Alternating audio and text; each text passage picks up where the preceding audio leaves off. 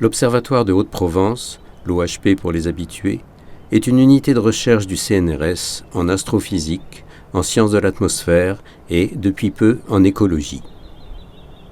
Ce site héberge plusieurs instruments de haute technologie, dont le télescope de 1,93 m de diamètre, qui a permis, en 1995, la découverte de la première planète située en dehors de notre système solaire.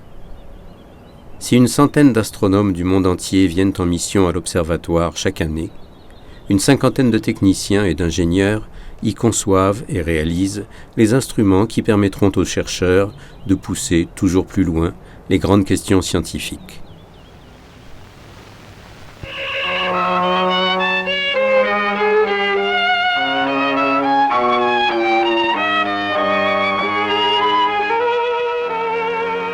Le télescope de 1,93 m est le plus grand d'Europe, mais il en existe de plus important en Amérique.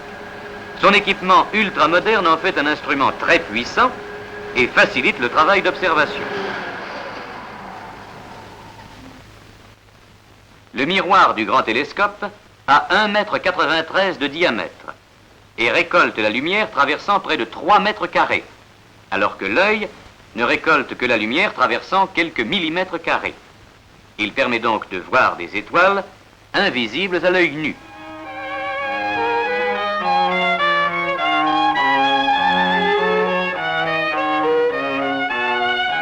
Bien sûr, le grand télescope de l'OHP n'est plus depuis longtemps le plus grand d'Europe. Mais les instruments ultramodernes dont il est équipé aujourd'hui lui permettent de rester en tête de la course aux planètes extrasolaires. Ce site, par la pureté de son ciel, nous permet d'abord de faire de l'astrophysique, qui était notre premier métier et qui le reste. Il nous permet en même temps d'étudier l'atmosphère. Et maintenant, nous commençons à faire l'écologie et l'étude de notre environnement naturel, et tout ça en lien.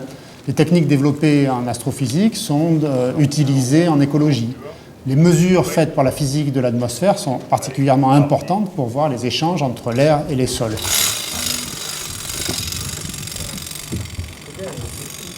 Le projet initial était de fonder, je cite de mémoire, mais je cite, un grand observatoire d'astronomie et de géophysique.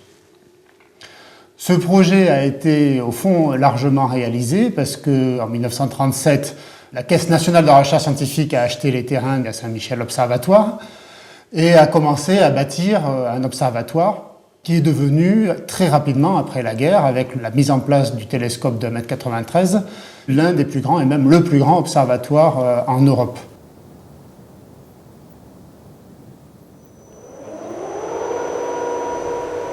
La seule manière d'étudier les astres, c'est de collecter leur lumière. C'est la seule information que l'astronome peut recueillir. Alors, le télescope d'1,93 m de l'Observatoire d'Haute-Provence permet de collecter la lumière des étoiles en vue d'alimenter le spectrographe SOFIE, qui nous permet d'analyser la lumière et la couleur des étoiles. Alors plus précisément, avec cet instrument, nous menons des grands programmes de recherche de planètes extrasolaires, à savoir des planètes qui tournent autour d'autres étoiles que le Soleil.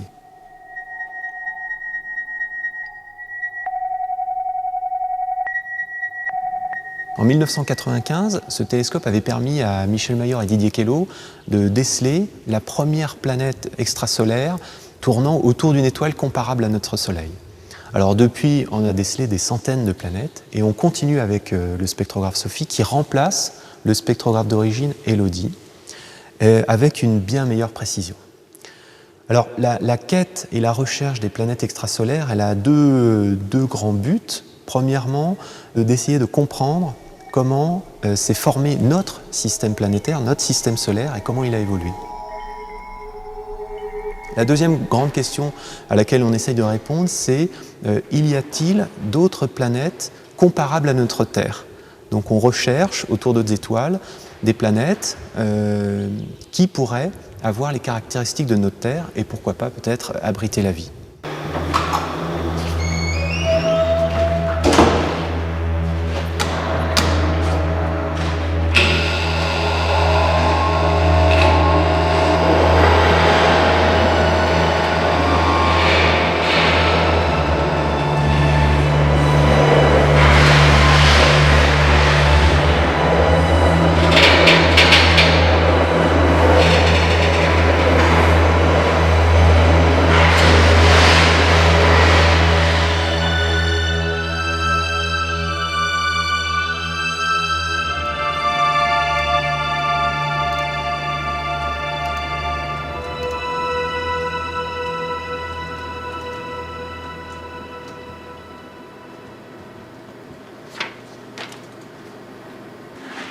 Pour détecter des planètes autour d'autres étoiles, il existe plusieurs techniques. L'une d'entre elles consiste à mesurer les variations de vitesse d'une étoile. Lorsqu'une planète quasiment invisible tourne autour d'une étoile, elle va perturber le mouvement de cette étoile puisque étoiles et planètes tournent autour du centre de masse commun du système. Donc avec le spectrographe SOFIE, on va mesurer les variations de vitesse des étoiles qui trahissent la présence d'une planète extrasolaire.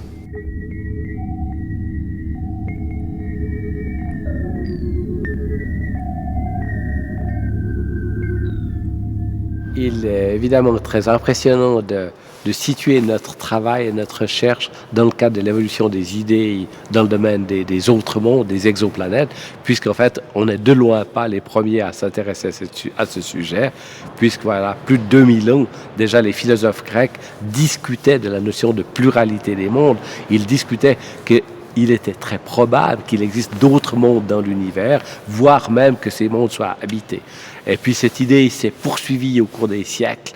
On a retrouvé tout au long des 2 derniers millénaires des philosophes, des théologiens qui se sont intéressés à cette question. Et en particulier, il y a eu des grands moments évidemment dans notre conception du monde avec Copernic qui place le Soleil au centre du système du monde à l'époque, la Terre devenant une planète comme une autre. Et puis après, ces grands pas où on voit que les étoiles sont réparties jusqu'à l'infini.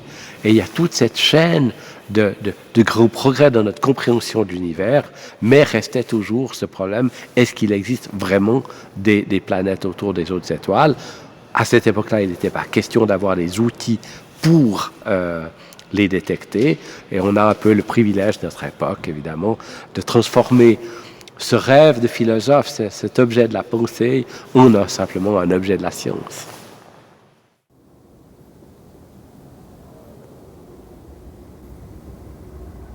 C'est au début des années 70 que les activités de géophysique prennent leur véritable envol.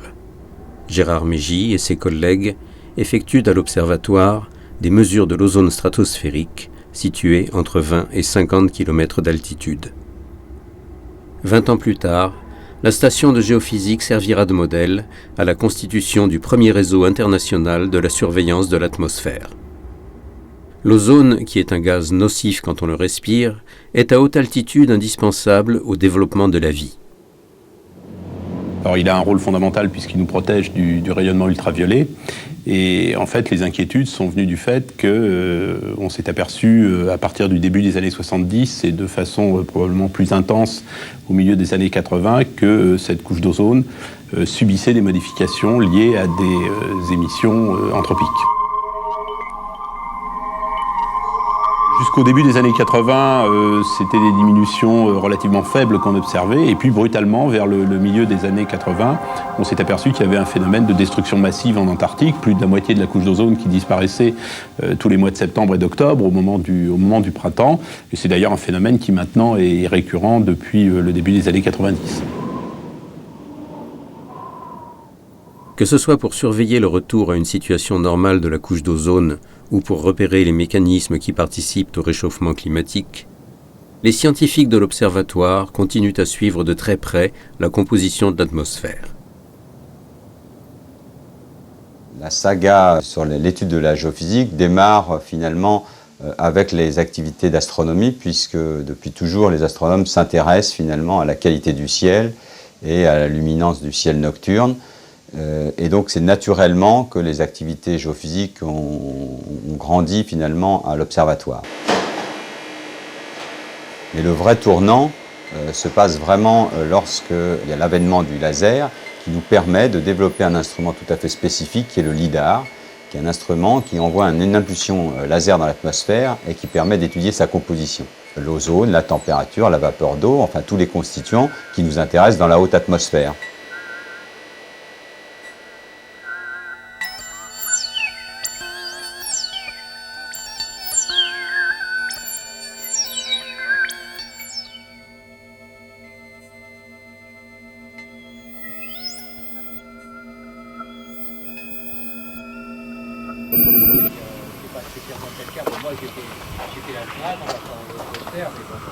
D'autres méthodes sont mises à contribution pour la surveillance de la couche d'ozone.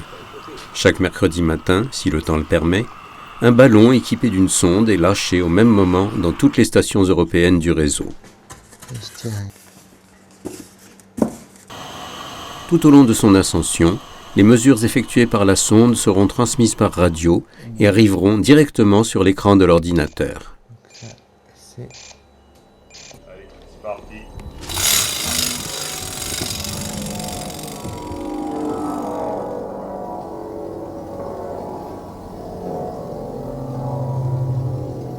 Nous pouvons ainsi constater qu'entre 12 et 24 km d'altitude, l'ozone stratosphérique est bien là. Seules des mesures régulièrement effectuées pendant des décennies permettront aux chercheurs de vérifier que les décisions prises par la communauté internationale pour lutter contre le trou de la couche d'ozone font leur effet.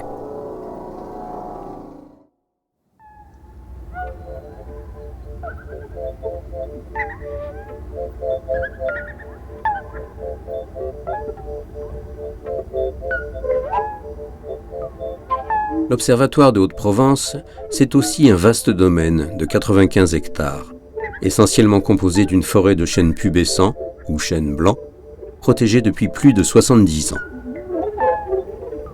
La chêne pubescent, c'est quand même une espèce très importante dans le domaine méditerranéen, plus de 250 000 hectares dans la région PACA. Et ici, sur ce site, on a vraiment une chênaie pubescente. Le chêne pubescent, c'est le chêne blanc, c'est le chêne truffier, qui est tout à fait typique. Sur un sol relativement superficiel et avec une organisation des arbres en taillis. Chacun des brins que l'on voit ici au niveau d'un chêne pubescent partent d'une même souche et donc appartiennent au même individu. Et ça, c'est tout à fait typique du traitement de ces forêts en taillis, notamment pour une utilisation en bois de chauffage.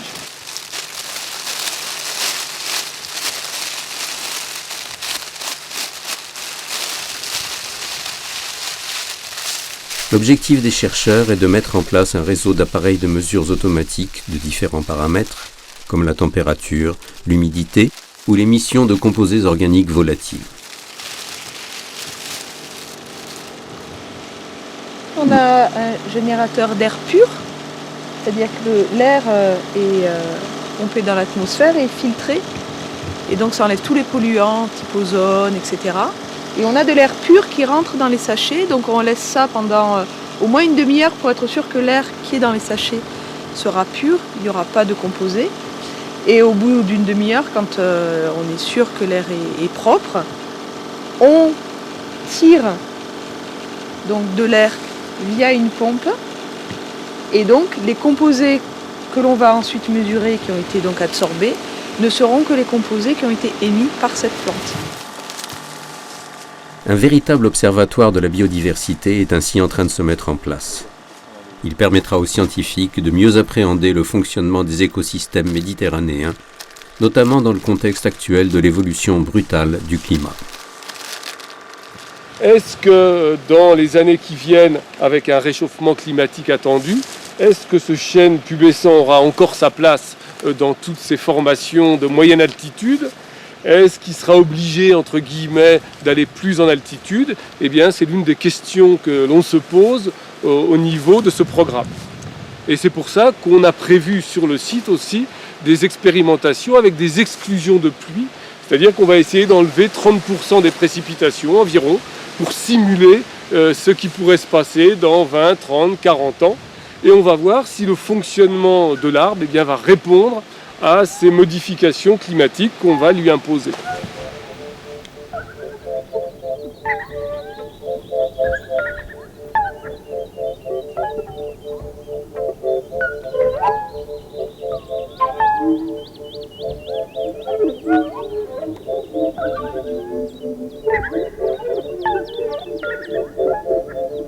Au moment où les astronomes découvrent l'extrême diversité des planètes extrasolaires, les biologistes, eux, nous aident à prendre conscience de la fragilité de notre écosystème. La vie, telle qu'ils nous la décrivent, est-elle un phénomène unique dans l'univers ? Pourrons-nous, un jour, répondre à cette question ? si l'on considère le nombre incroyable d'étoiles qui existent, d'une part dans la galaxie, des centaines de milliards, d'autre part, combien il y a de galaxies dans l'univers, évidemment, on se trouve à se poser la question très naturellement, est-ce que la vie existe ailleurs dans l'univers? Est-ce que c'est une sorte de sous-produit presque automatique de l'évolution de l'univers quand les conditions de température, de conditions diverses sont réunies, ou est-ce que c'est quelque chose de beaucoup plus rare et exceptionnel que ça? Il faut bien voir, donc, actuellement, ça c'est un des grands défis du futur. Comment chercher, on ne va pas aller sur ces autres exoplanètes, mais chercher à distance des preuves que la vie existe ailleurs. Alors évidemment, on peut avoir l'argument de dire s'il y a tellement de milliards de possibilités, si les conditions sont réunies, la vie doit exister. En fait, on n'en sait rien. Donc, une seule réponse scientifique, cherchons.